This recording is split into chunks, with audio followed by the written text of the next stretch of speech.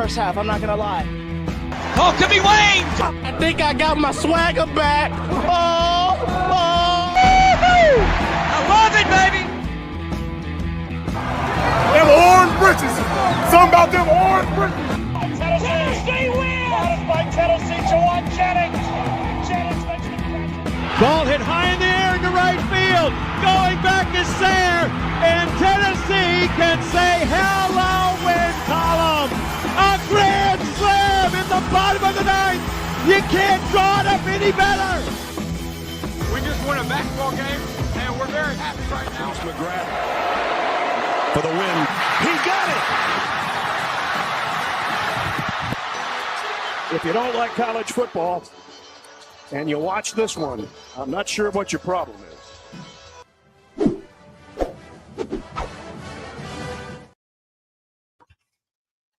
Reddit did to do, and welcome into more important issues. It is Sunday, May 18th. It's good to be back here. Trying to update the background. Where I click it, it going between platforms. You know what? I'm not going to go after StreamYard. And I mean, StreamYard's muted Landon still. Not anymore. I'm not going to do that, though. I'm not going to disparage someone who helps us make this easy. So shout out to StreamYard, actually. Let me just walk that back as quickly as possible. Yeah, they're going to make it more difficult on us now. Right. I hope everyone's had a great weekend. It is good to be back here. Not an ideal weekend, but yeah, actually the opposite, because technically the win came during the week. So yeah, awful weekend. that's true. Yeah, Thursday. Yeah, tough series. I know we'll kind of get into it a little bit, but or I guess a lot of it. And then you just kind of erase everything. I mean, you do have to go to Hoover, but like everything is, you have a clean slate. No one cares what you did the rest of the regular season. You just got to move on, and hopefully they can catch fire. I just tweeted from my account. I was like, I guess the best time to get hot is the postseason. So here we are. I mean, that's the thing, is if you go, and I don't necessarily expect them to like start the world in Hoover or anything. Right. But if you do go and play really well in Hoover and have a chance to win a trophy there, I mean, a lot of that regular season's forgotten, because then there's belief you can go do it in a regional, a super regional, and get back to Omaha. So, yeah, it's 100% a clean slate, and we know Tennessee can play with and or beat these teams that they'll see in Hoover. They played them and beat them this year. Maybe not necessarily series wins, but wins. Yeah, this weekend was sad after winning Thursday. Like, it really set you up nicely, getting your ace on Friday night, trying to get a series win. Yeah, that's tough. I was thinking about it today. I was at the gym. They had all the TVs up, and there was a game 7 in the NBA at the same time as like a regional in softball. And I just thought that was crazy to me. I guess that's how far the NBA has fallen off. What, would just do like same time of the day? Yeah. Just like in the middle of the day on a Sunday, they have a game 7. I just thought that was crazy. They also just the number 1 overall seed. Yeah, that's crazy. Oklahoma City Thunder. Yeah, that is wild. But don't disparage softball like that, because that's our. Were you watching that? Was it the Tennessee game, or was it a random? Okay. Yeah. Yeah, clean sweep of the Buckeyes.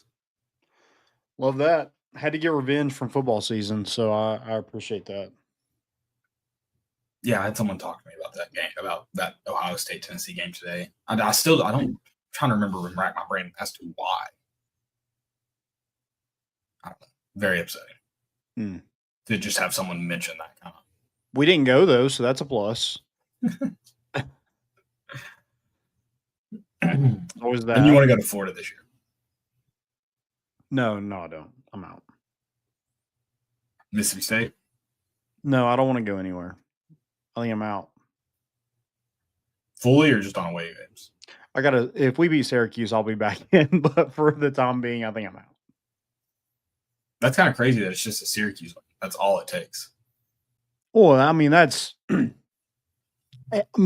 honestly, it's probably not even Syracuse. It's probably like a month before the season. Like somebody's just lighting it up at camp, and you're like, oh, man. You're going to get these Joey Aguilar highlights, and you're going to be all. Oh, yeah, 100%. He's going to hit Mike Matthews' routes on air in stride, and I'm just going to go crazy. I do need this clip so we can go back when we get the first deep ball against air Joey Aguilar clip. And it won't just be you. It's not just you, but everyone. Look, I mean, have you ever seen a ball thrown like that?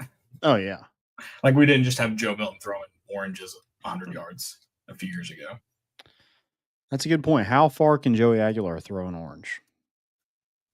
I don't know. That should be a tradition of tennis. I mean, no one's ever going to throw it farther than Joe Milton probably, but I think that's how the off-season hype should go. Like, how far can you throw an orange? Yeah, it's something to excite, something to bring us back because I'm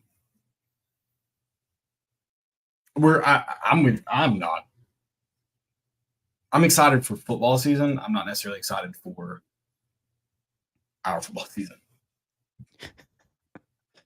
Yeah, it could be really bad. It could be not so bad. I was talking about it yesterday. Sure.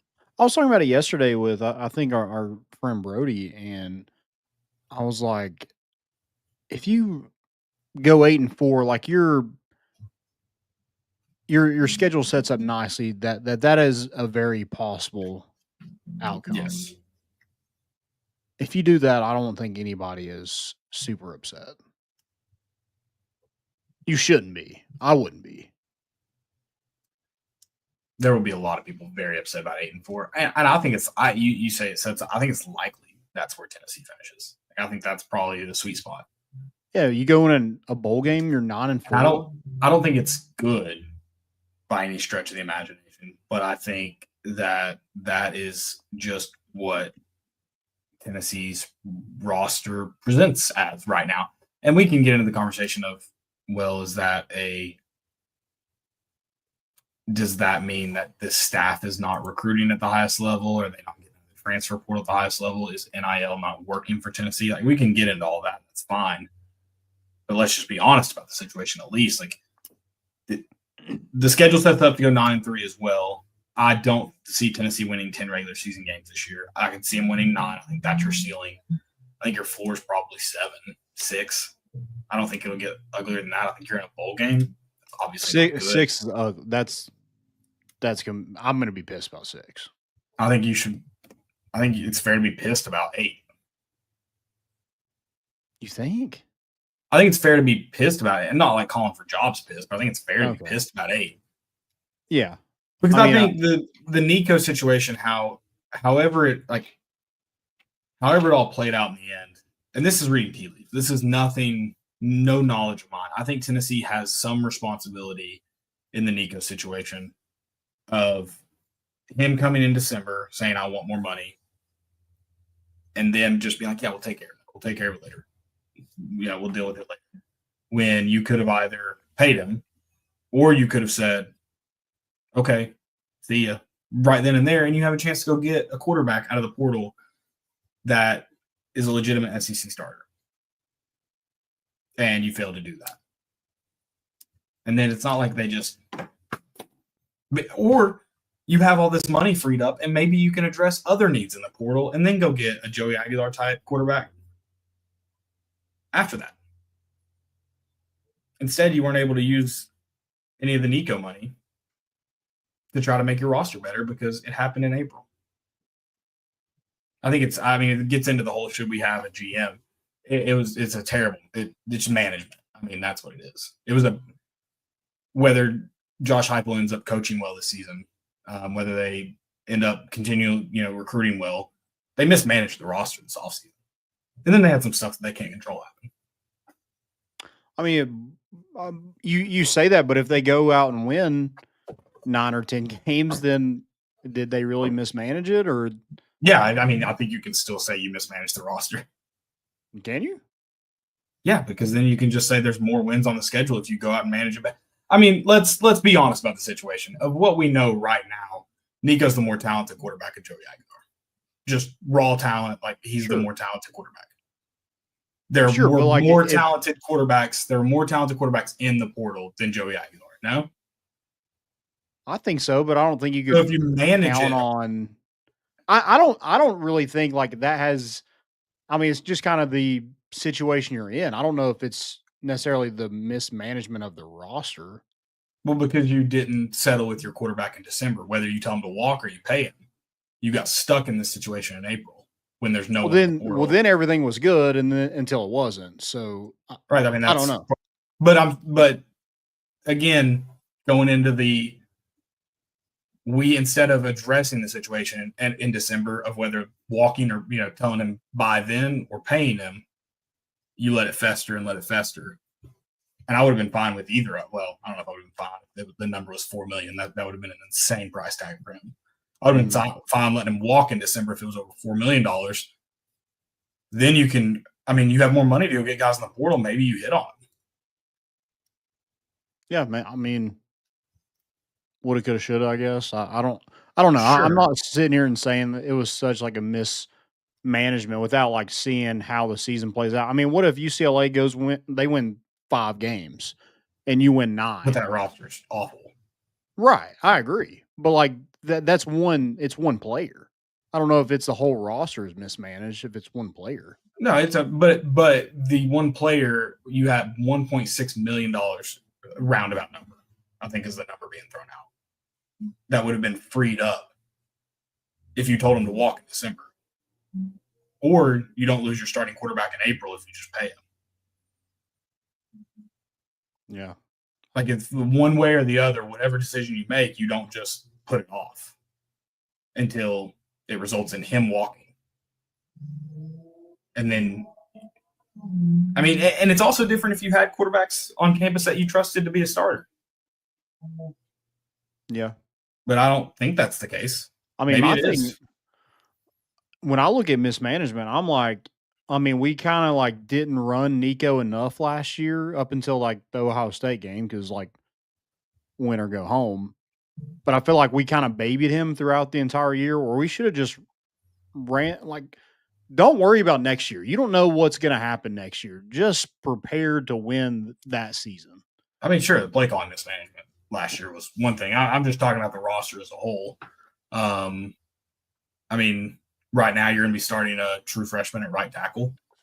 Yeah, he's projected to be really good.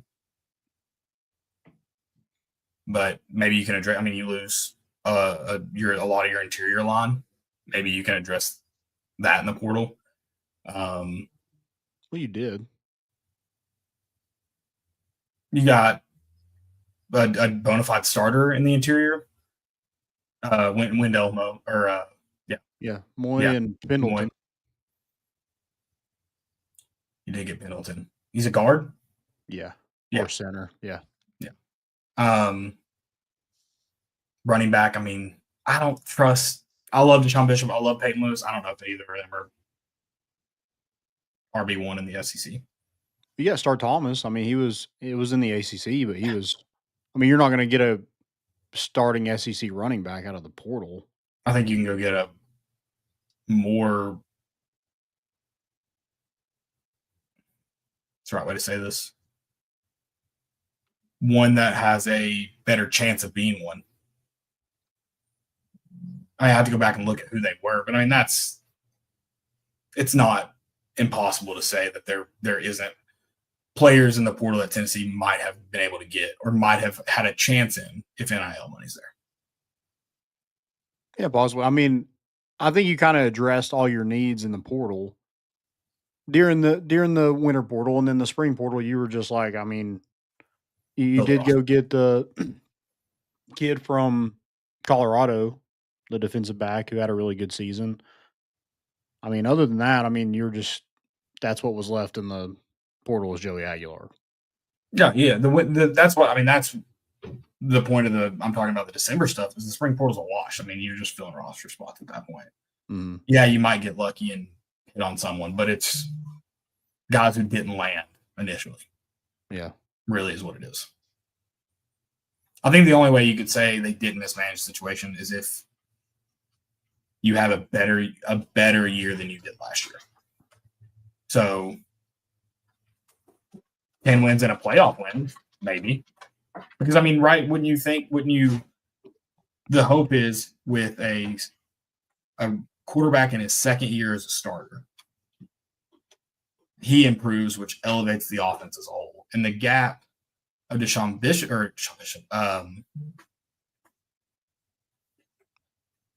Sampson. Sorry. I just got a text I need to read. Dylan Sampson, I mean, that is a gap you're going to be missing, but also you have a second-year starter who now should know the system, who should be able to be a field general, and you hope that elevates. The defense loses a lot, and again, there's some things that you just weren't going to overcome, like Jamal McCoy getting hurt. That's no one's fault, and that's going to hurt your defense. But you're also getting more able-bodied people there too. You hope that. I mean, there's all these things that you're in your mind. You're thinking they get better, and maybe you go 8-4 with Nico on the roster. I don't know, but I liked our chances better knowing who our quarterback was going into the season than not. Sure, most important position on the field. I agree with that, but I also think last year, there's other positions besides quarterback where you have to take you're going to have to replace a lot of production.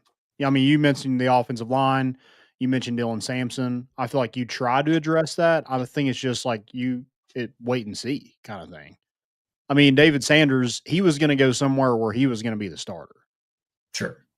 I mean, he wasn't going to sit on the bench. If he would have went to Ohio State, he was going to be the starter. I mean, Caden Proctor a couple years ago was a starter at Alabama. So I'm okay. If that's your starting tackle and he's earned that, I think you're paying him a lot of money to start immediately. He has to play. Otherwise, we're talking about wasting money. Guys that, you pay a lot of NIL money for and recruiting, and then they sit on the bench for 2 years. That's the waste.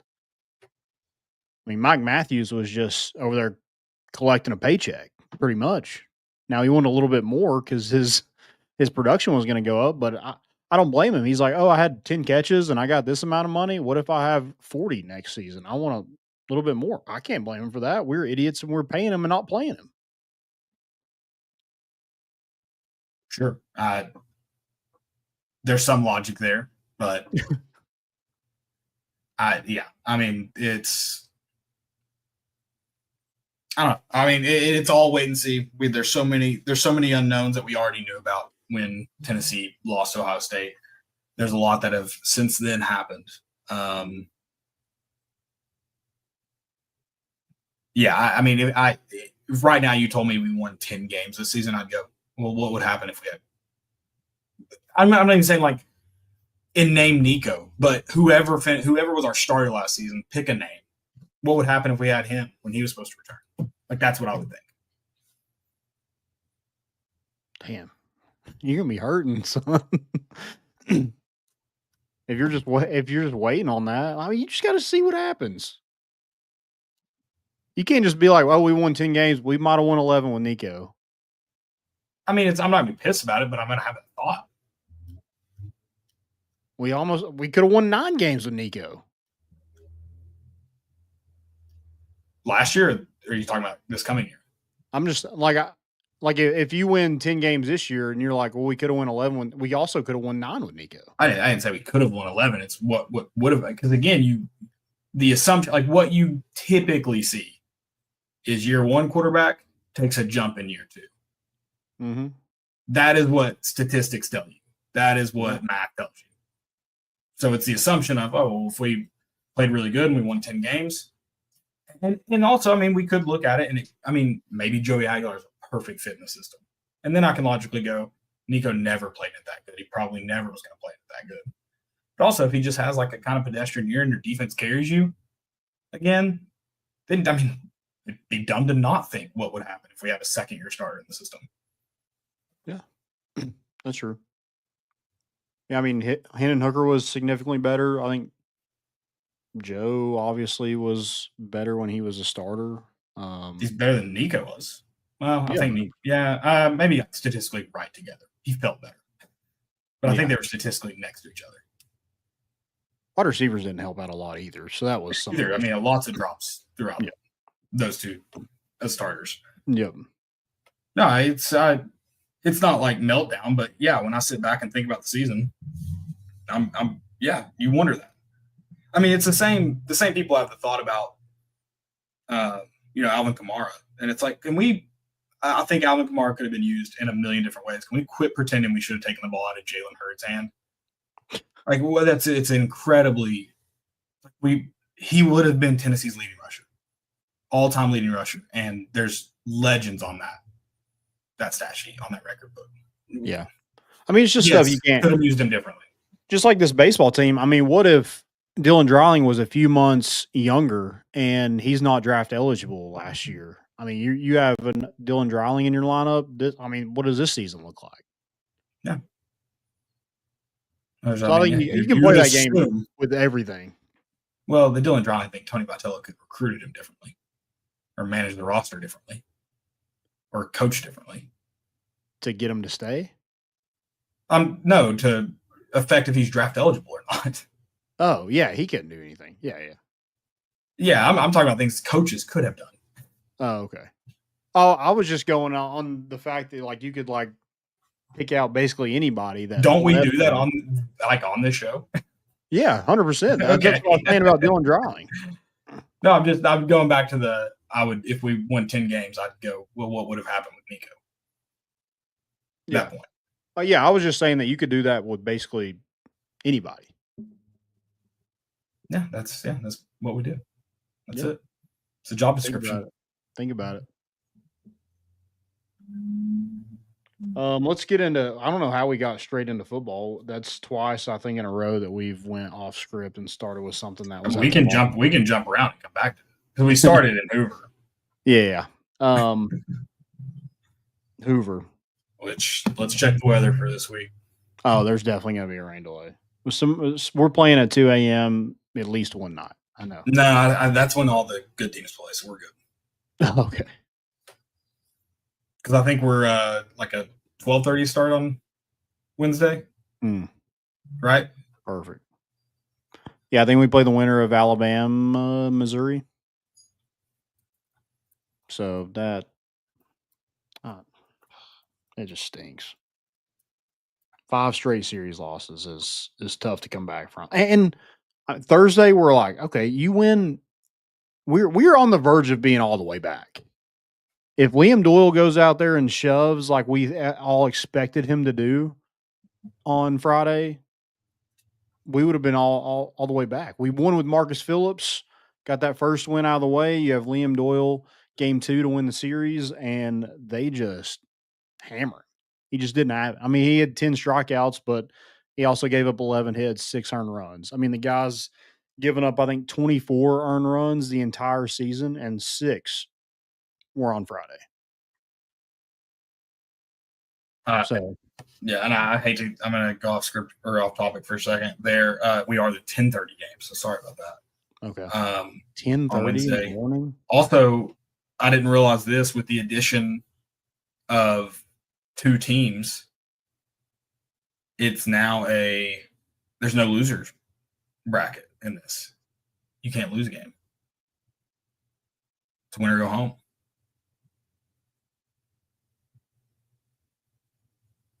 Oh yeah, you have to. Yeah. There's because it was if you lost in round 2 and round 4 or whatever.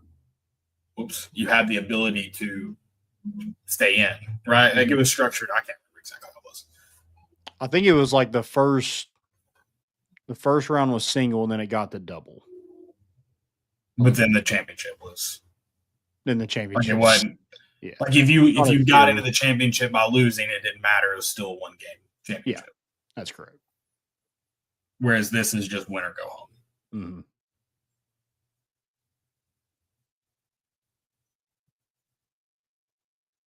Yeah, so we would not.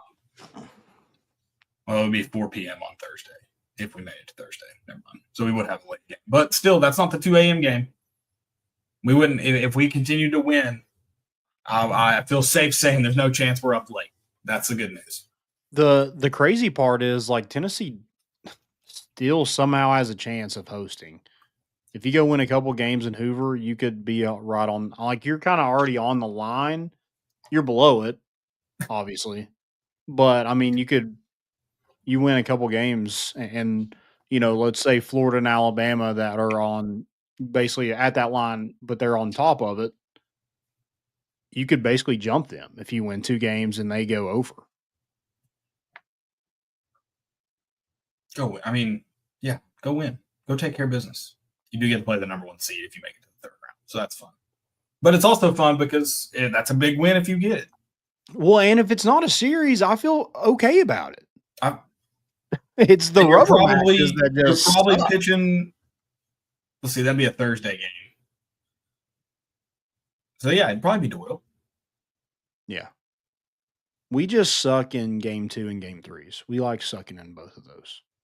Well, that would be our game 2. So that's unless you just mean against the same team. Against the same team. Yeah, Okay. I'm not putting that juju on because I think with the series, like a regional, it's not the same team. I feel okay about that. Now a super, I feel differently, but a regional, I feel okay. What about a super in? Why not blank on where Southern Miss is at Southern Miss? Hattiesburg. Yeah, Hattiesburg. I feel okay about that. There's some weird magic there. I think now that I look back. Yeah, I'd be okay with that. I think that's where I want to go. I think it's just like a series with an SEC team. Okay. We're okay in the non-conference. Okay. It's like when we have to run into another SEC team is when shit hits the fan, apparently. I've got very bad news about this week. It's not a series though. But it is all so now you're fighting all SEC teams and like it's the good and the evil meet. Yeah, you got to have freshwater and saltwater mix. I can't remember what that's called. Estuary? I think that's correct. Yep. That's a nice pool. I don't know why I know that, but yeah, I mean, off the top. That's a stupid thing to know, but useless knowledge. Gotta love it. I don't think it's entirely useless for multiple reasons. One being you could just rip that off right there. I mean, I've been waiting. I don't know when I learned that, but I've been waiting my entire life. Yeah, you've never been asked what that's called until just now. Yeah, exactly. Yeah, this is where it meets. It's all SEC teams, but they all are single game. That's true. So, we're okay. We're in the clear. So something's got to give. Yeah, I mean, it just kind of stinks, like winning that first game and then just kind of laying an egg. And the thing is, you hit the ball well. You got hits. Now, you couldn't, if people were on base, screw it. Nope. I do not want to score anybody. RBIs are the hardest thing to come by with this team, and I don't understand why. I mean, one game he had 14 hits. I think that was game 2. He had 14 hits, but only 6 runs. Like, it's not adding up. And then, the bullpen's not been good. Starting pitching wasn't fantastic this weekend. Arkansas just hit with runners in scoring position, and you didn't. I mean, you left 9 guys on base in game 3. You left 7 on base, I think, in the first 3 innings. I mean, I knew that first inning was going to come back to bite you when you had 3 straight singles, and then you're only able to get 1 run out of it. It's just tough. Yeah, it was a brutal weekend. When everything started to feel like it was going right, it went very wrong. Mm-hmm. You talk about like getting guys on base. Anytime anything good happened at the plate, I feel like it was followed by just not good. Yeah. Whether it be unfortunate situations or things we created, just it wasn't happening for us. Yeah, it's like when it rains, it pours. Like one thing, it's just like we can't just get out of our own way. Like the balk stuff happened, that sucks. It wasn't a balk. I don't understand it. I don't know if if Arkansas saw something with Coons on his pickoff and they were telling the umpire, I don't know exactly what that situation was, but it wasn't a balk. And then, you get a ground ball right after that. That should have been a double play because that guy should have been at first, and it goes right between Dean Curley's legs, and the guy scores. And then we walk 2 guys and then load the bases, I think, with a single, and then they hit a grand slam. Like, we just cannot just make something just go away. Like, yeah, that sucks. Let's move on, get past it. It just has to unravel for us in an inning. And that's why you lost yesterday. That 3rd inning was killer. They scored 5 runs. You lost by 4. I don't know what a balk is exactly. I think it's probably like offsides where like people who don't know the sport can't really explain it to you. I know a balk when I see it. I should say that, but I can't explain it to you. But I don't see. Yeah, it's kind of making a false move. No, yeah, like I said, when I see it, I know. Okay, to trick the runner, like you have to either go to the plate or you have to pick off the first base. You can't just make a move home and then go to first. Like that's a balk. Yeah, no, I never saw. Which I know they talk. People will get into whether he twitched and started his pitch. I mean, his only movement was towards first base. Yeah, I mean I didn't understand it. The wind could have blown him, moved his jersey a little bit, and that guy would have called something. I mean, he was just waiting that entire time. Yeah, you think Arkansas just did a good job of being in the ear? Maybe, but I mean, that first base coach is just in his ear telling him. That's the thing. Like that kind of started that whole inning, but what kept it going was we had an error and we kept walking people. And then we couldn't get anybody in on our end. So it's hard for me to just blame that one single play. No, it's not. That didn't decide the game, but we can talk about it and complain about it. Yeah, it's just you have so many chances for that not to affect you at all, and you just can't for some reason. They have a hard – I mean, we talked about this. Maybe it was 2 weeks ago. Maybe it was last week. Like this team just has a hard time overcoming whether it's their – things they do to set themselves back or just how the game goes. They have trouble overcoming that, where that was part of the difference in last year's team versus any of Tony Vitello's teams. Yes, they were uber talented. They also they put themselves in a hole. The game just ball didn't bounce their way. They dug themselves out of it. A lot of that mixed with talent because you had so many guys in the lineup that can flip the game on its head with one swing of the bat. Yeah. I mean, you just had like the bottom of your lineup was hitting the ball pretty well. Cannon Peebles had a nice weekend. Levi Clark did. And a guy like Andrew Fisher, who I think had like 8 hits on the weekend, like that guy deserved to win that series with how he played. But it's everything else. It just doesn't like fit together in the puzzle. Like we can't all just put it together like with pitching and hitting for 2 games in a weekend. And you have stuff like that. Like Tennessee's beating themselves. I think they had 4 errors this weekend. I think Arkansas had 1. Tennessee walked 9 batters yesterday. That's a season high. At the end of the season, we're walking 9 batters in a rubber match.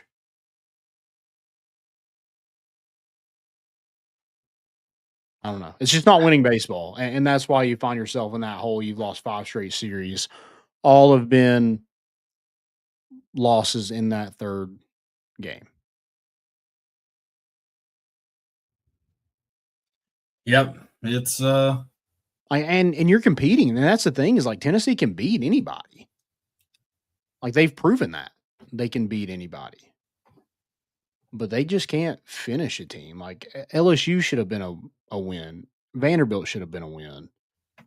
Kentucky should have been a win. That team's bad. I mean, it stinks.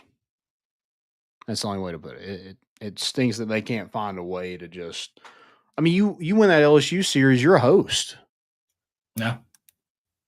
You win the Vanderbilt series, any of these series, basically, you're a host. And you lost all 5.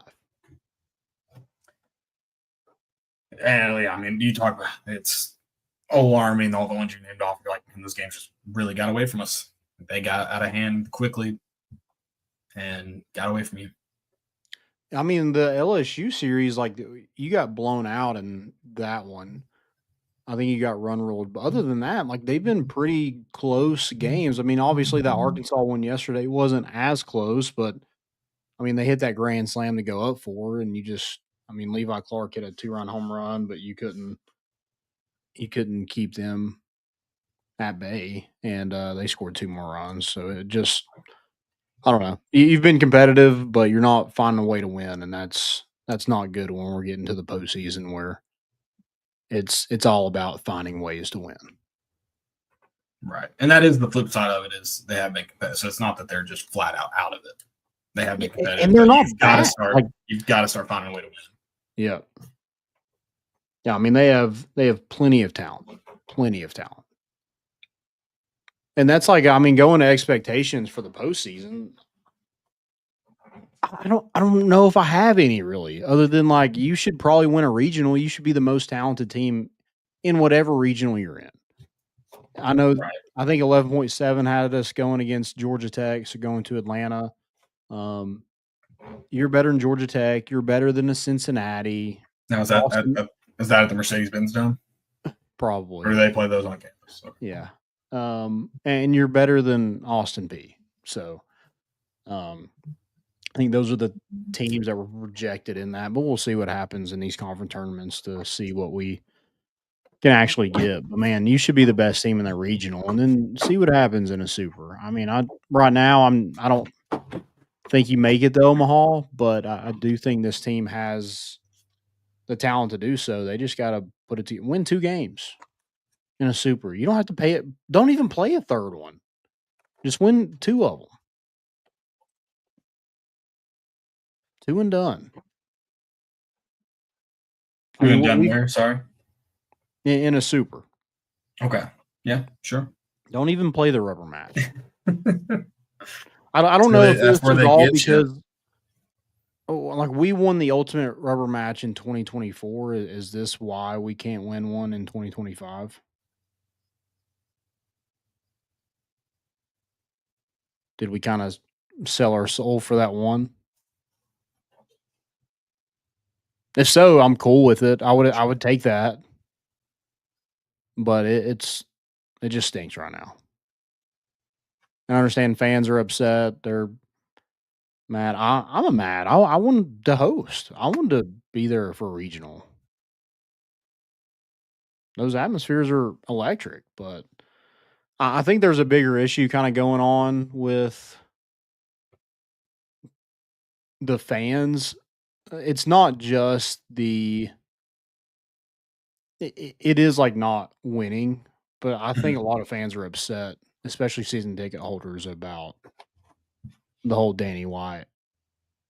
More. I think, and that's probably not even just baseball fans. I think that's just fans in general are just over that. Yeah, no, for sure. I mean, the stadium like has lost its luster this season, and I think a lot of it is because like all those people that have been and made it the atmosphere it was are not able to afford tickets. Yeah, I mean it's not the same.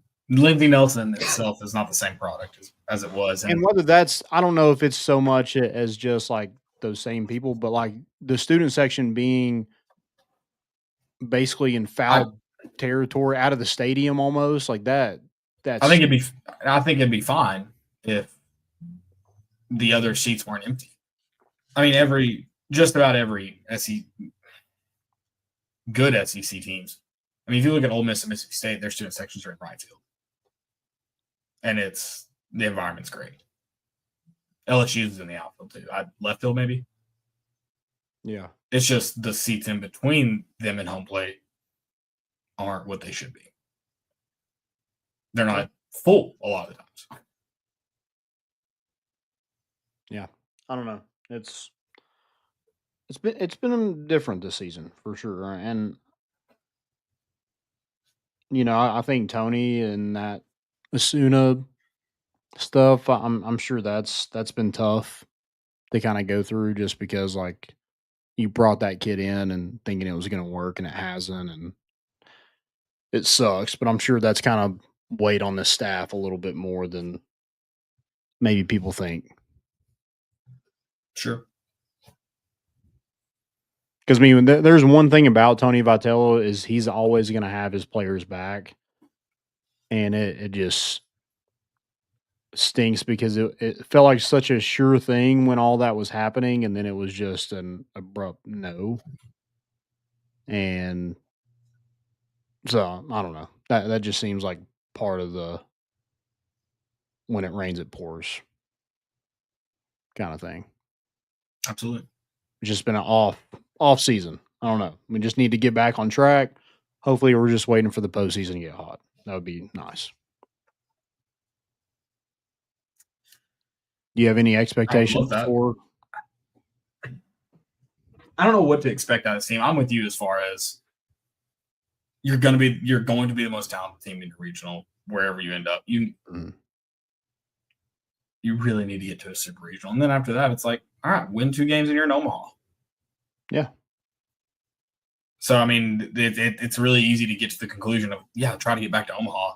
I really think though, like you're the most talented team in your regional, so you should go and win your regional, and then after that, like just find a way to win. Mm-hmm. I'd really like to see them play, get at least one win in Hoover, play the number 1 team in the SEC, who a lot of people listen. I haven't watched them enough. They're overrated. They haven't played any good. I think they only played 1 team inside the top 8 of the SEC on the road, something like that. Who? Texas. Oh, yeah, probably. So go, Schlossnagel. You beat him before. Why not again? It would be kind of sick, and we did this in basketball where your rival is beat you in the regular season, but you're able to put them out. I think we were teamed up with the Nashville regional. If we did go to Atlanta in this one, so that would be pretty sick if you kind of did the same thing you did to Kentucky in basketball and put them out. That I would love. Yep.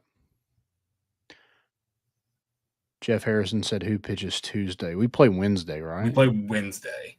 Okay. I think they try to go Marcus again. Probably. Just keep that same schedule. Because I think you do that. You do that for a regional too. You'll pitch Marcus against like the lower team, and then if you win that first game, then you have Liam Doyle to go against. Like, let's just say it's chalk and it's the 1 seed in that regional. You have Liam Doyle to go against. Right. That's what I'll do. Yeah, I think that makes the most sense. Yeah. But I don't know who they go out of the bullpen. I mean, I thought Nate Snead had a really good series against Vanderbilt, and then he did not look great on Thursday. I mean, the bullpen has been so inconsistent, or it's kind of throwing the starting pitching off because you don't know, like, it felt like last year you could throw Kirby wherever. I don't think you don't have anybody in your bullpen like that can just like go in and eat innings. Right. That you feel comfortable with.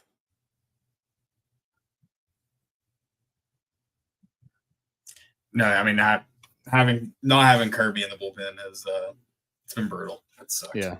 AJ Russell has pitched pretty well when he's come in a few times, but he's not throwing more than 2 or 3. Like, I don't even think he's thrown 3 innings. So I don't know how much innings you're going to get out of him in a weekend. If it's 2, I guess that's better than nothing. But it just seems like he's not being stretched out any.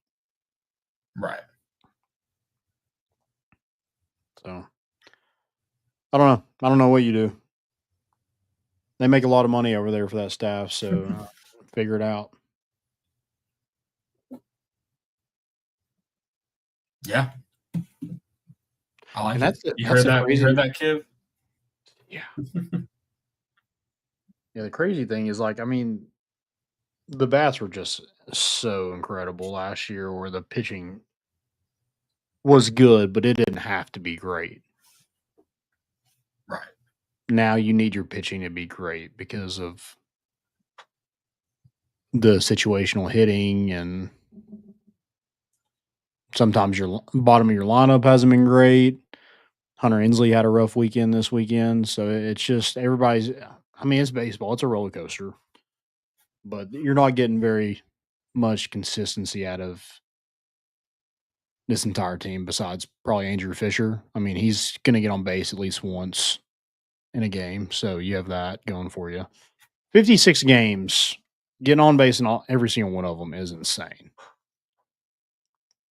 Oh, yeah.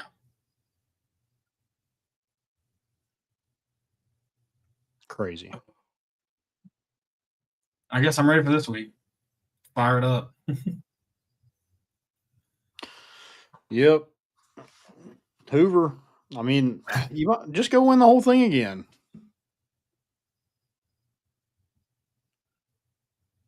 What a flip. Did you see what Schloss Nagel said about winning the SEC regular season? Said it was tougher than winning that. Which I understand, like, the thought process to get there. Like, it is that's a tough 2.5 months.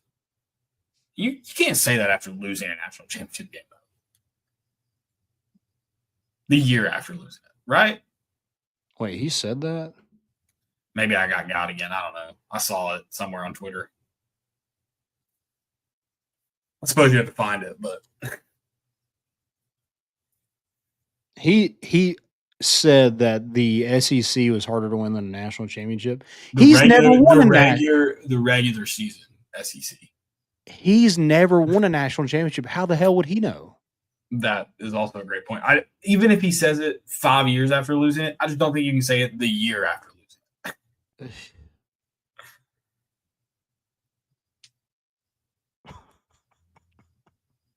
That's crazy. I hope that is a real quote because that's insane. He's never won one.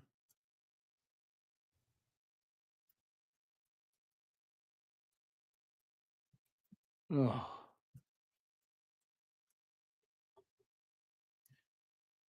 This is a quick Google search, a Saturday Down South article. Winning an SEC title during the regular season is harder than winning a national championship, Schloss Nagel told reporters. We want to win a national title, but this is a test of endurance and grit and obviously having a great team. I'm really proud of our players and the staff. Oh, my God. Again, I track what you're saying. I just don't think you can say it the year after losing the national championship.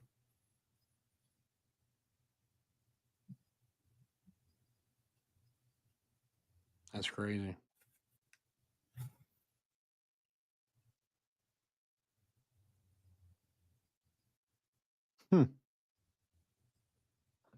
I don't even know what to say about that. That is incredible that he brought that up with never winning a national championship.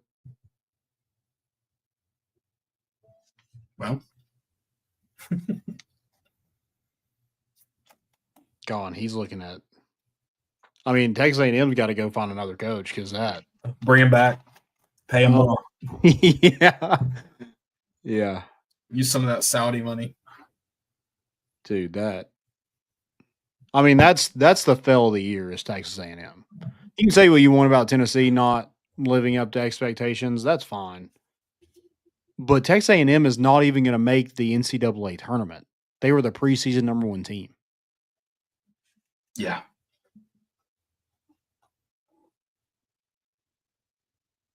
Mm. And they couldn't wait to stick it to Schloss Nagel. Oh, man. And then they got swept by Missouri. That's a fireable offense. Losing to Vanderbilt is for football. Getting swept by Missouri is another fireable offense. I really thought he was going to be fired after that. Now that I say that, did we get swept by Missouri a couple years ago? I thought we got swept by him last year to open up SEC play. No, we played We just- Alabama first. That That's was right. in 2023, I think. 2023, did we get swept? I think did we lose the series or get swept by them? I don't know. Now that I say that, To be fair, they weren't winless in SEC play that year. that's true. So it's not apples for apples. Yeah. But I get it. You're on the Fire Tony train. You heard it. Clip that final schedule from years ago. We Landon did wants get to be gone. swept. Was it 2023? Yeah. Yeah. Yeah. That wasn't we their also only 3 weren't wins. the preseason number 1 team in the country when that. And that wasn't their only 3 wins. That's another important distinction in all of that. Yeah. No, it's been I think that's worth noting too. It's been a weird year in hoop. Yep. I also just noticed that all 16 teams are going. Like Missouri and A&M are playing in Oh, South yeah. Everybody Carolina. gets down. Oh, what are we doing?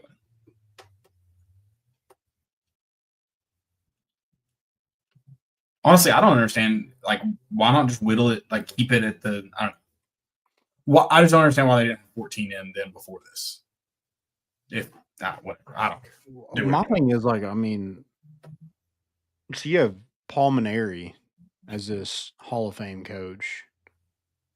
I mean, he looks like an absolute moron for taking that job. Stay retired, man.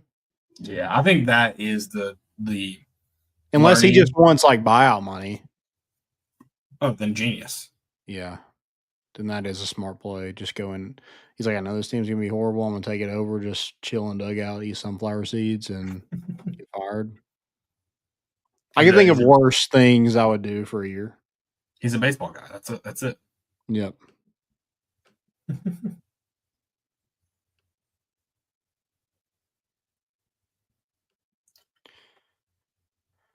Oh yeah, we're going to talk about a little bit of football. I guess going back to that. Do you have anything else for baseball? No, not really. Okay. Yeah, let's go in. See what happens. That's kind of most of the show. Like we just kind of wait and see what happens, and then discuss what happens. That's basically this entire show. We're not speculators. We're reactioners. Yeah. That's not a word, but you get it. Reactors. Sure. That what it That's is? the word. That would be a word. Yeah. Okay. All right. Position you're most intrigued by. Don't say Well, I quarterback. mean, Anything that's other the than- one. That's the one everyone has to be the most intrigued by. No, which is why that's why you're saying don't say that. Yeah. Yeah. Anything but that, because that's an obvious one, and we could. Yeah. I mean, we could talk about that till we're blue in the face about quarterbacks, but at the end of the day, we don't know. No. Offensively, the one I'm probably just running back. Like, what happens? You mentioned Star Thomas. Is he going to be? I'm sure we're going back to what we kind of saw in 2022, where you had 2 kind of mainstays there, and then you had a third that got touches. I'm sure that's what it's going to look like. So who are those 2? There's the third kind of odd man out who will probably play, but not get the bulk of it. You obviously have 2 guys there that have been solid. They've been okay. Some questions, and then I mean, it's also like how healthy is that room going to be? That's offensively. That's the one I'm eyeing, especially with how much Josh Heupel uses running backs. And I'd like to see us use running backs more in the pass game. So, yeah, I think mine is also running backs, just because of you lose Dylan Sampson, you lost that kind of workhorse that he was your offense. I mean, we can call a spade a spade. He was your offense. So I mean, and with your kind of issues at quarterback, I feel like that running game has to be good, and it's been good every year under Josh Heupel, and it's been different guys. So that gives me hope that you kind of figure it out. And I think there's talent in that room. I just want to know who's your workhorse. Is it Deshaun Bishop, or is Peyton Lewis really taking that next step to get there? Well, and kind of going along the lines of, like, let's say how it is. There's not a Jalen Wright or Dylan Sampson right now that we see. Like, there's no one that you could even say could be that with what we know right now. Now, maybe they come in and as the the starter. Things change. They look better. But right now, you can't say any three of those guys have those abilities. Yeah. But, I mean, there's talent in that room. It's just how much – I don't know. I mean, you know me. I'm the president of the Deshaun Bishop fan club. I don't see him as an RB1 in the SEC, but I don't know if I see Peyton Lewis as that. Maybe Star Thomas. I don't know. But yeah, I think there's hope. There's hope there for sure, especially doing it by committee. There's hope. I mean, Deshaun Bishop was pretty dang good last year. Yeah, 455 yards, three touchdowns. With what you had in Dylan Sampson, like he was a great number 2 back. Yeah. No, I just don't know who you have as who's that home run threat that's like going to take 150 yards to the house. That, and I mean, Deshaun Bishop, I just, his health, I don't know. He couldn't, for example, do it 20 times a game. Yeah. That's true. Game. That's another good point of like, do you dip into like maybe DeJuan Morris gets some run just because you don't know if Deshaun Bishop's going to go the whole season? Because at this point, he hasn't gotten you a whole season. Right. But yeah, I'm interested. I think Star Thomas is one that I'm just like, he's been productive. He had 800 and something yards, I think, at Duke last year, 7 touchdowns. He was highly productive. That was also in the ACC, so that gives me – but he's done it at a high level. Like, he's done it more than Peyton Lewis and DeJuan Morris and I guess even Deshaun Bishop at that point. Like, he was a star back at a Power 4 program. But so, what a program, and you hate the ACC, so. Yeah, the ACC sucks. Defense is horrible. But yeah, so I think it's intriguing because I think there's talent there, and I think you're always going to get production out of that running back room just because of the offense that you're in. But it's can they match that production with Dylan Sampson with your question marks at quarterback? Sure. Yeah. And also, if it's not as productive, are you going to be asking, and this is another thing, this is just a Josh Heupel question, if you're not able to run the ball as efficiently as you did last year with Dylan Sampson, does that go into your decision on who you're going to have at quarterback? Like, does that quarterback have to give you something in the run game? I think so. Yeah. I think so too. Which that's probably like George McIntyre, you might be out if that's the case. I don't know, man. Those long legs. I've seen him run. And I don't know what Joey Aguilar gives you running the football. So I don't. Yeah. I mean, I think Merklinger is probably your most athletic quarterback. Maybe. I don't know. I mean, we might just put Boo Carter back there and be like, hey, let's just roll with it. All right. Yeah. I mean, he's wanting to play more offense. Why not? You think he gets any jet sweeps? I would like to see some of that. If you're going to use him in the offense, I hope it's a Cordell Patterson type where you try to get him the ball in as many creative ways as possible. Yep, I agree.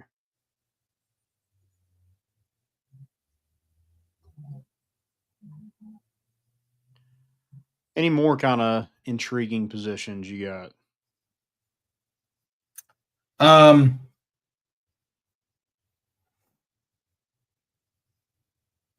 I mean, defensively, I guess intriguing. I guess probably that edge rusher. It's Joshua Joseph, but more so, is he going to be the leader in the room? Like, is he going to be the guy that's in there on the third down snaps? Is he going to continue taking a step forward like I think he did this year? I think he was really good this year. So does he kind of own that role? I mean, that's the one thing that was – I want to see him play the majority of the snaps. That's one thing I was frustrated with James Pierce. I'm not saying him personally because I don't know his decision, but just didn't feel like he was in there for every critical snap. That's your best edge rusher. So I hope Joshua Joseph, who we assume is going to be the best edge rusher, is he going to be in there? Or if whoever that edge rusher is in those critical moments, how good are they? Well, who plays edge rusher defense? Do what? who plays opposite of him too is like you've Tyree always West kinda- started off really hot, then kind of went away. But is it him? Is it Bailey? I don't know. Like I guess really both ends are the Caleb Herring, intriguing ones. one. Yeah, because like Tennessee's always had like a good like 1-2. Like they had Tyler Barron. right. Who was the other guy? In what year? It was James Pierce. Yeah, it was James Pierce. Okay. And then it was Joshua Josephs last year. It was kind of Joshua Josephs, and who was that his freshman year? Was that Byron Young? Was he still here? That sounds right. Okay. So you've always kind of had a good, like you've known who your two guys are going to be opposite. This year, you're replacing James Pierce, who is highly productive. Joshua Joseph is going to be one of those guys, but who's opposite? Is it Tyree West? Is it maybe Caleb Herring? Like, does Joshua Joseph kind of stay in the role he was in? And then you do a Caleb Herring or a Jordan Ross? I don't know. I want it to be Josh. I'm going into the big Deshaun Bishop fan, big Joshua Josephs fans. I want him to be Same, yeah. the quarterback. That's just a personal one. I think it can be. Yeah.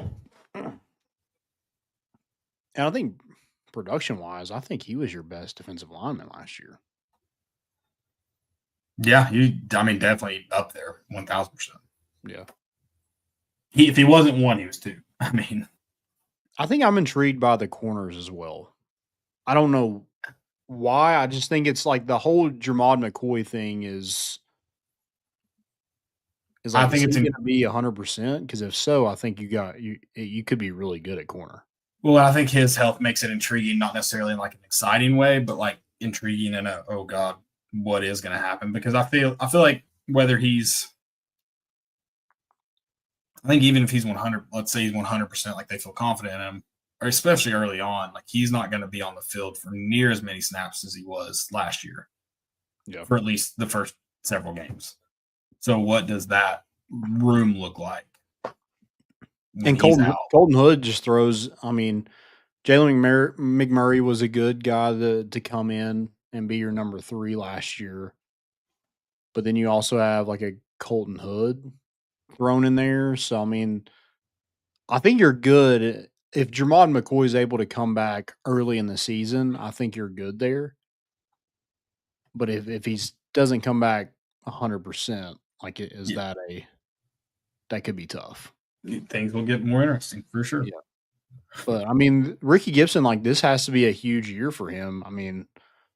We've talked about money years a lot, but he did ask for a lot of money. So you got to go earn that or you're going to hear about it. Yeah. Yep. Or anything else who's going to be our kicker? Our kicker? Oh no, not our kicker. We're good. We're good at we're good at games. We return everyone, even our kickoff specialist. Turbyville's still back? Yeah. Okay. I can't remember. He's definitely not graduated. I don't know how old he is. I can't remember. Okay. Yeah, I forgot about Max Gilbert. We're good. He's hot. He's on a streak. Yeah. He's just such like a baby-faced guy that I just kind of forgot. I forgot he's a stone cold killer. Yeah, he's probably a sophomore in high school. Probably. By the look on his face, it wouldn't shock me. He's from that 901, so he's just unfazed. Yeah. Is he? Usually, huh? He's from Memphis. Is he really? I don't think I realized that. Where'd he go? Christian Brothers? I thought it was like I'm totally good at now. Lausanne? Lausanne? Yeah. I would guess Lausanne, but that's probably not right. Okay. Is that technically Memphis? Or is that just West Tennessee? I think it's Memphis because I think that's where Eric Gray went too. Okay. It is Lucerne or however you say it. Yeah. That is where he went to school. Boom. That's 2. Keeping a tally. I don't get a lot of these, so I'm gonna hold on to them.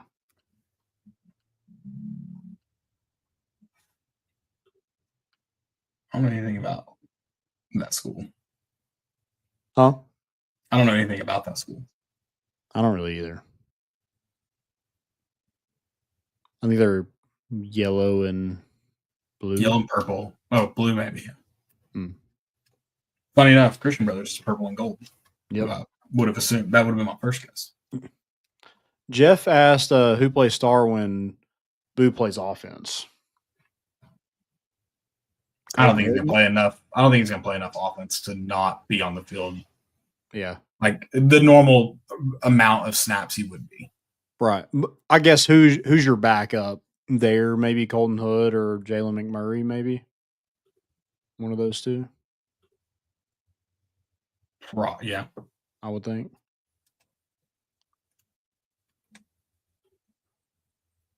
Yeah. You think Christopher might know the Memphis school? It's spelled like I would pronounce it Lucerne Collegiate. Yeah. Lausanne. Lucerne. That kind of makes it sound like Lucerne.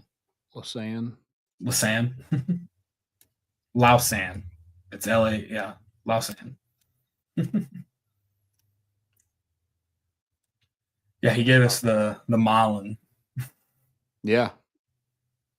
I do kind of like the thought of that because you have a Paris, Tennessee, like having a Milan, Tennessee. I like that.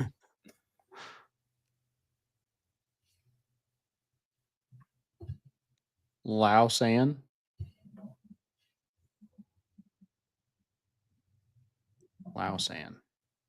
We saying that right?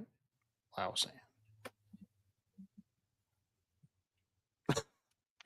Milan.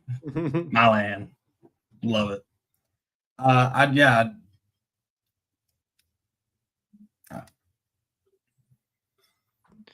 right. Well, most important? Let's do it. Scotty Scheffler. Scotty. From prison to champion. I wish he'd done it last year. That would have been sick, but it's okay. We can't have it all. He just has most of it. Wins a PGA this week at Quail Hollow.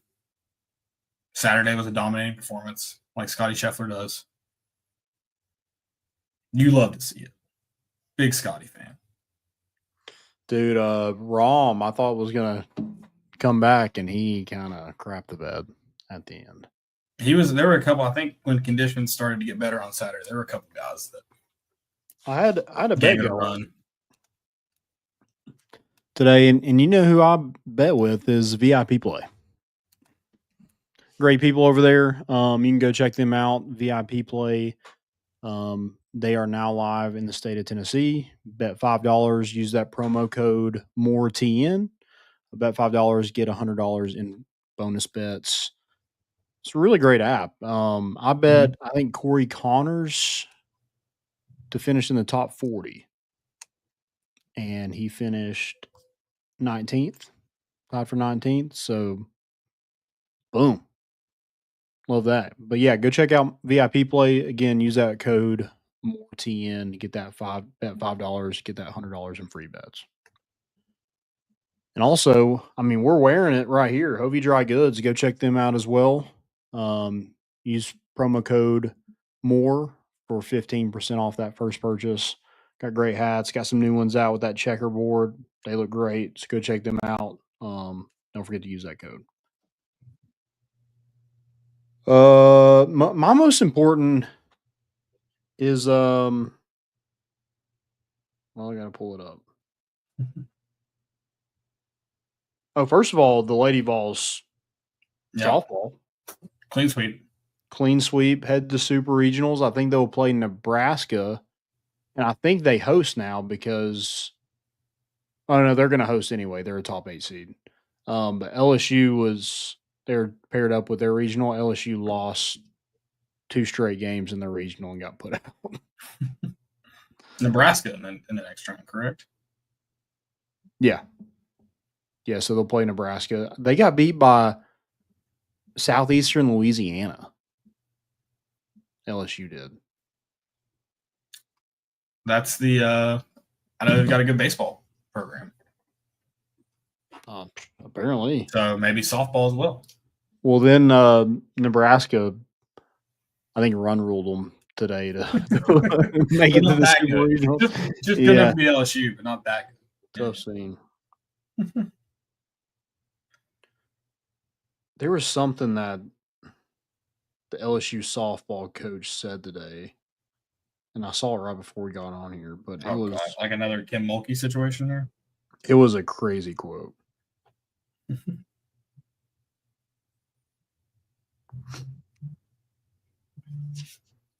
Let's see if I can find it.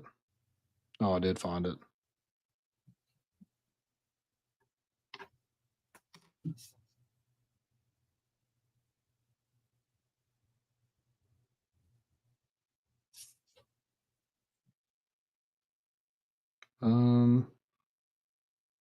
No, I did not find it. She basically said, like, this program is going to be better for losing. Oh, here it is.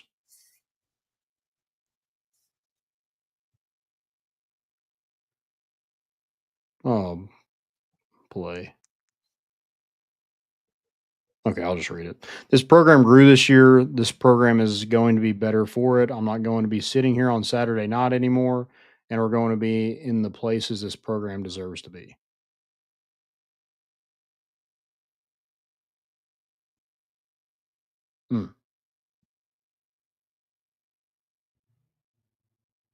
Getting beat 2 games in your own regional is not really growing, but hey, whatever.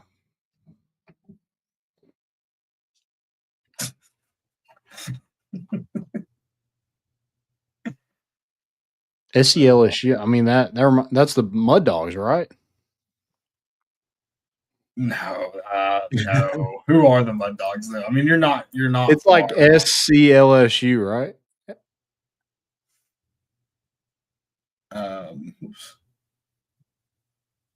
Hold on. South Central. They're South Central. SCLSU. Yeah.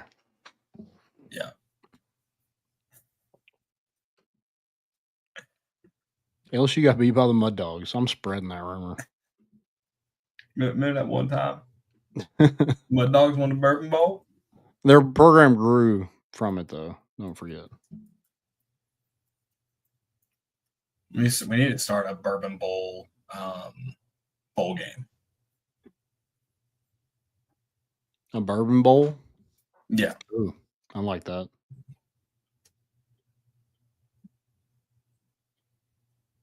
Before bowl games officially die off, we need to start one. Another most important, Joey officially graduated from college. Oh, yeah. Joey. Let him walk. Donde let him walk. Yeah, he did a backflip when he did it. It was sick. I really wish he had.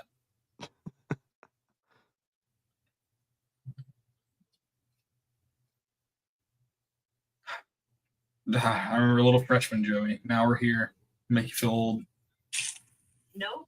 Everyone pass on your congratulations to our boy Joe. He's no longer Joey, he's Joseph. Mm-hmm. He's in the professional world. He's got a Mr. And you'll address him as such. Mm-hmm. Did you see where Caitlin Clark is now tied with Candace Parker for 3rd in all-time triple doubles in the WNBA? That's insane. It's crazy. I mean, I'm not going to sit here and say I pay attention to that, but she hasn't even played 50 games in the WNBA. And how many triple doubles? I don't know. She's just tied for 3rd all time. Okay. It's a lot. I mean, she got one. She got one in the first game this year. Her and Angel Reese almost got in a fight. Shocker. I saw that. Yeah. There was a fail. Did you see keep where everything alive. Luke from the Outdoor Boys Yeah. is no longer making videos? The good news is he has so many videos on YouTube. So if you haven't watched before, it'll take you years to watch them all, and they're all awesome. He's got to come back, right? I don't know. I mean, go live your life, dude. I hope he doesn't. Like, it's one of those, like, unless he wants to, of course. But, like, yeah, dude, go be weird in Alaska without us. Well, yeah, he lives in the You're gonna- most remote place in like the entire U.S. and he still can't live a normal life because he got big so fast. Wait, is that why? I didn't hear why. I think it was just like he just got like too famous and I thought it was just like he was essentially just like, yeah, my boys are getting older now and we're just not going to do it anymore, kind of deal. I didn't know how to do with that. Yeah, I think it probably had to do with both of those, but yeah, basically he was like, I just kind of want to enjoy it, and this is a lot. So What's yeah, crazy too is he blew up. At least I saw him blow up when I started seeing not even his videos because he didn't post on TikTok, not that I know of, but people would rip his videos from YouTube and put them on TikTok. Mm-hmm. And I saw him a lot, and then I saw people talking about him, like because he's been on YouTube for a while, but he just blew up recently. Well, there was a recent thing that said he was done because he got eaten by a grizzly bear. And dude, I went on a full search to find out like if he actually like. Well, that video wouldn't be posted. No. I went on TikTok to be like, dude, is this real? Yeah, no. No, No, he's good. As far as we know, he's good. I'm gonna see how many videos he has because he's been posting for a while. He's got 489, and I don't know. He's got 15 million. Is that right? Yeah, 15 million subscribers. I don't know like when that actually blew up, but I mean, he's come into popularity at least in the last 2 years. And I want to say he's been posting for at least 5, 6 that I've seen. I don't know. It's been a while. It's been a while. Yeah, ripped Outdoor Boys. Maybe not forever. Guys like that it makes me think like, oh, that would be such a cool life. Like I would love that. And then I stop and think for a second. I'm like, I would hate myself. Like there's no way. Terrifying. No way I can do it. But that's the beauty of his channel is he kind of makes you think for a second, like maybe you would enjoy it. Yeah. It's like, yeah, I don't know if I would like being like have to like heat up hot water to put in my suitcase because I'm so cold. He's been posting for his first video was posted 10 years ago. And then pretty Damn. consistently for 8 years. Yeah. Good for him. Happy retirement. So there's a catalog for people who haven't watched the Outdoor Boys channel. You can go and watch it. Okay. Did you have any more most importance? No, I don't think so. Phil, I have Bama Hammer. They posted an article. I did not read the article. I just read the title because I'm not giving them any clicks. It says Greg Sankey should kick the Tennessee Volunteers out of the SEC. With the Tennessee legislature acting as the muscle for the Tennessee Vols, Greg Sankey must take bold action. An SEC without the Tennessee Vols is exactly what college football needs. Interesting. Why? Just because the Bama Hammer says so? Yeah, pretty. I mean, he's saying basically like the Tennessee legislature with like them going up against the NCAA. Like Greg Sankey should just get rid of the problem, and that's Tennessee. Okay. Yeah, honestly, please. Yeah, whatever. I would gladly go to the ACC. That's fine with me. Would you? See, I'd want to end up like just go to like the Sun Belt or something. Okay, yeah, that's fine. Like, get real weird with it. But we've beat them 2 of the last 3 years, and they're already wanting to get us out of the conference. That's crazy. Alabama fans have lost it. I mean, Roll Tide Willie is their poster child now. Even whether they like it or not, he is. I saw some video of him today. He was, I guess they were just like managing property somewhere. I don't know. But he was just like starting a fire, essentially, like a controlled forest fire, I guess. I mean, I don't know how he could light himself on fire. It was awful to watch.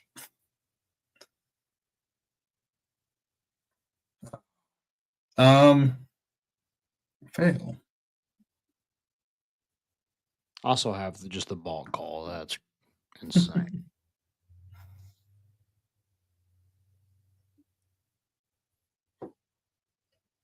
Oh, I think we talked about that smiling for mugshots, didn't we? The what? People smiling for mugshots. Did we talk about that? We did. Yeah.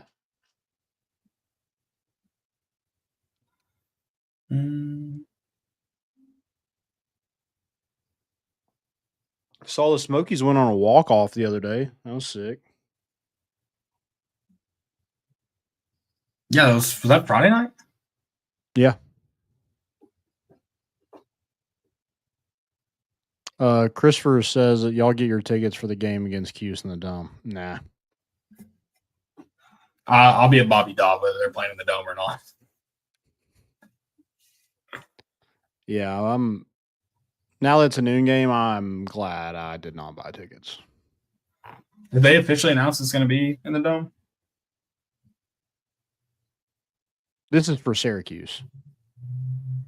Yeah. Oh, that's right. Sorry. Yeah. I'm thinking Georgia Tech the following year, right? Yeah, we'll be at that. Bobby Dodd. Correct. Whether it's in the Dome or not. Yeah, we'll be there. And if we play Georgia Tech baseball in Atlanta, we'll be at the Dome for that because they want to move it. Yeah. I mean, I get why they're doing it at these big stadiums. It's hilarious to see them turn like Nissan and Clemson Death Valley into baseball stadiums for the banana ball. Yeah. Yeah. It doesn't work. It's cool. Whatever. I mean, it's a show. It's on like ESPN. Is it actually good? I mean, I think it's no as way. Good as I think it's as good as if you like going to see the Globetrotters play.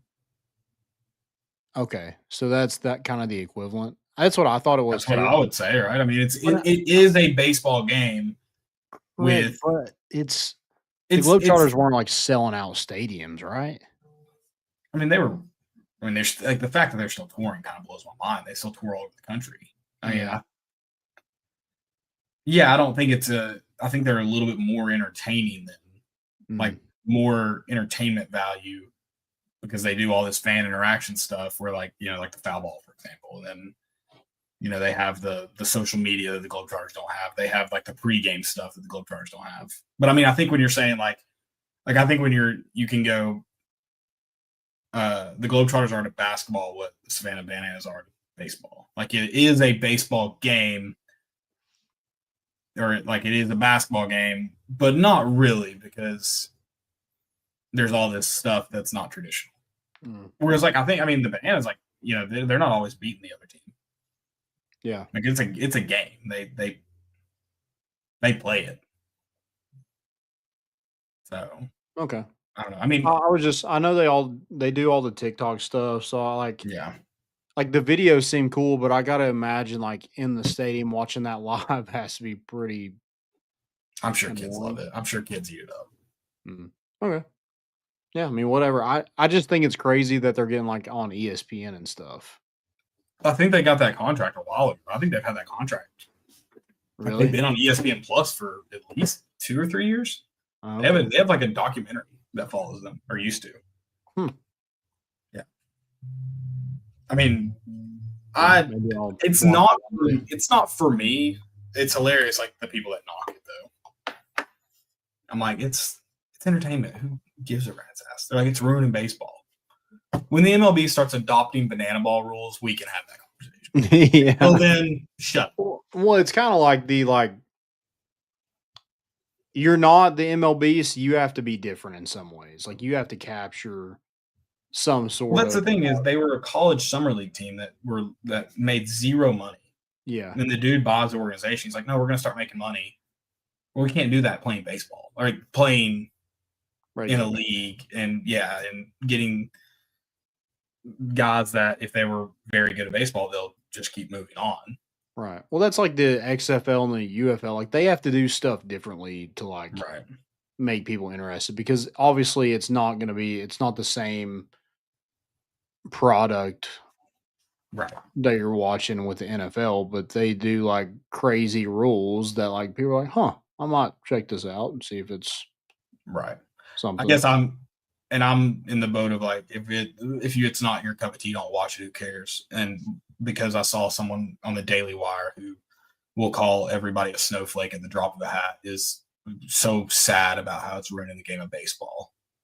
Like it's not touching the game of baseball. Yeah. It's crazy. I mean, right now they would probably rather watch Banana Ball than the Colorado Rockies. Get onto the MLB for having a game at Bristol Motor Speedway. I don't know. Like that's ruining the game of baseball. I don't know. Just know I cannot wait to hear people calling balls and like that umpire was so bad. Where meanwhile they couldn't tell if the ball was even in play from their seats. Yeah, they couldn't see the ball the entire time. Yeah, you're like I think the pitcher's winding up. I don't know. Just imagine yelling at an umpire because you thought it was a strike. If I go to that game, I'm gonna do that.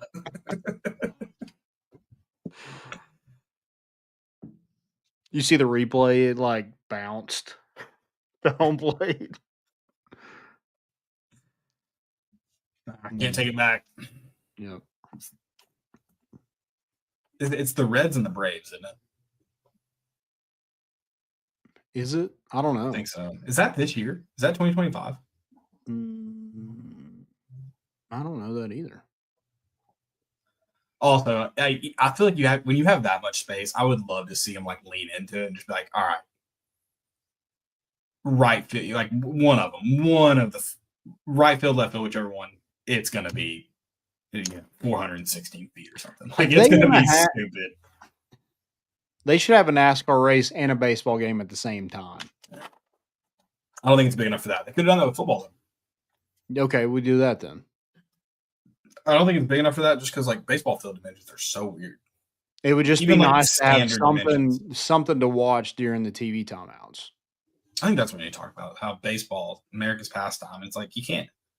Just weird dimensions. Even the standard ones. Mm-hmm. It was made to play within the city limits. You can just slap it in a block. This is weird. Agreed. All right, you got anybody else to tell us about?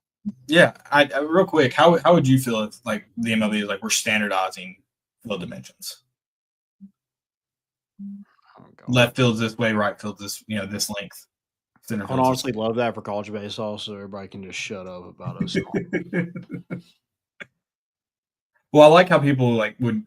I get the history of it, so I don't think they should. I don't misinterpret that. But wouldn't it make sense? Yeah.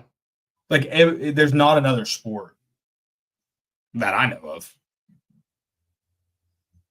that's played with a ball because you have NASCAR and Formula One. They're all different tracks. Like everything else is played on the same dimension. Soccer, I lied. Never mind. That's just I was thinking like American soccer is pretty standardized now because it's usually done on a football field. But in Europe, it's very different. No, I shouldn't say very because some fields may just be a yard or two off of each other. But it's. I'm not saying to do it. I don't think you should. I kind of like. I think it's cool that every park has its own unique features because of the field dimensions. Okay, I would like if Tennessee would have wider rims in baseball and Yep. basketball. Yep.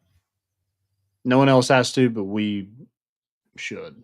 Shorter courts too, so you can never transition on us. You just have to play our defense. Ooh, yeah, that's a good one. And we're pretty much playing 3v3. I like that. It might hurt our offense, but man, can't get worse. Right. Hey, coffee lovers. Do you want to start your day with a fresh, locally roasted cup of coffee and make a difference while doing it? Grade A Grounds is more than just a great coffee. They're all about giving back. Right now, you can support an incredible cause by purchasing one of their special edition coffee bags featuring artwork from talented students and benefiting amazing organizations. And if you're part of a school, team, church, or nonprofit looking for a delicious way to raise funds, they've got you covered. With their coffee fundraisers, your group keeps 40% of every sale, meaning more support for the things that matter most to you. And here's the best part. Just for being a loyal listener, they're giving you 10% off your order. You heard that right. 10% off. Just use the promo code MORE, M-O-R-E, at checkout and enjoy premium coffee while supporting a great mission. Head over to gradeagrounds.com to grab your bag today. That's gradeagrounds.com. Don't forget to use promo code MORE for 10% off. Drink great coffee. Make a great impact. Grade A Grounds, coffee with a cause. Do it. Also, go check out Rowback.com. Use promo code More Important Issues for 20% off that first purchase. All right. Well, on to Hoover. We'll see you on Hoover. Can't wait. See you on a rain delay. Yeah, hopefully we need to get back. Just win. Just win. Yep. Thank y'all so much for listening. Have a great week. We'll be back on Thursday. We're bringing the boat in, and we out.